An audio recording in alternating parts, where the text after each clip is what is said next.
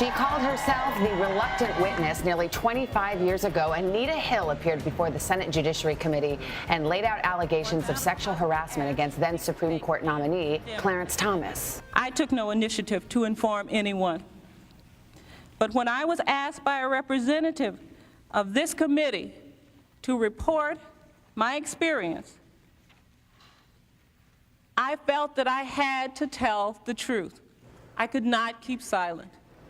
That epic battle ultimately led to Justice Thomas's confirmation by one of the narrowest margins in history, and it also transformed how we talk about sexual harassment in the workplace. Well, now the landmark hearings are the subject of a new HBO movie, Confirmation, with Kerry Washington portraying Anita Hill. And here to talk about the film and the legacy of her testimony is Anita Hill. Good morning to you, Professor Hill. It's good to have you here. Good morning. It's good to be here. So you've seen the movie. Is it hard to relive those memories? And we just played a piece of tape where we see you and that testimony. Or in some ways, is it always with you?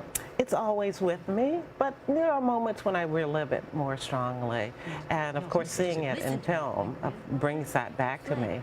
But it's important for us, I think, to relive the story and continue to learn the lessons from it.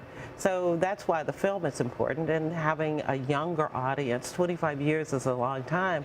An entire generation has grown up and has never really witnessed this event. Kerry Washington not only portrays you, she's one of the executive producers of the film, and you met with her. What was that experience like? What kinds of questions was she asking you? Most importantly, I think she just wanted to know not only how I felt during the confirmation hearing, but what was I thinking?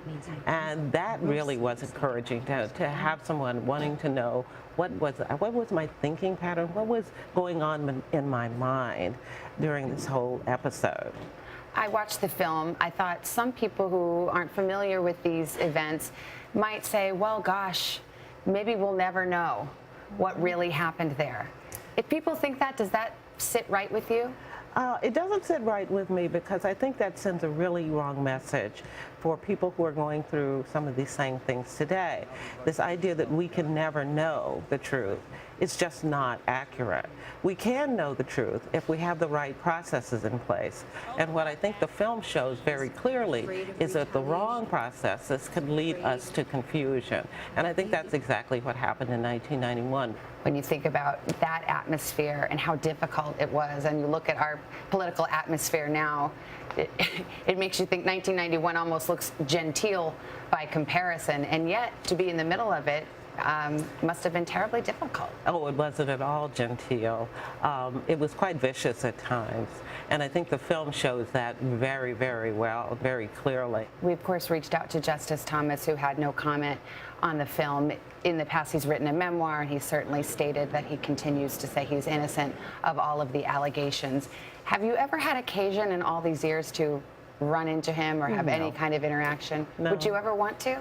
Well, it's not something that I'm actually thought about or interested in doing. I don't think there's any real need. I think he stayed out his position, and I certainly hold to mine. Are you at peace with him being on the Supreme Court and your role in history?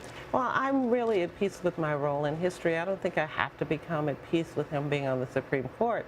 I think what we have to do, though, is to understand why my testimony and my experience, and not only my experience, but the other 3 women who weren't called, why that was so important to the integrity of the court and why it spoke directly to the character of the nominee at the time. Professor Anita Hill, it's good to have you here. Thank you for your story. We really appreciate it. Thank you. And once again, Confirmation premieres on HBO on April 16th.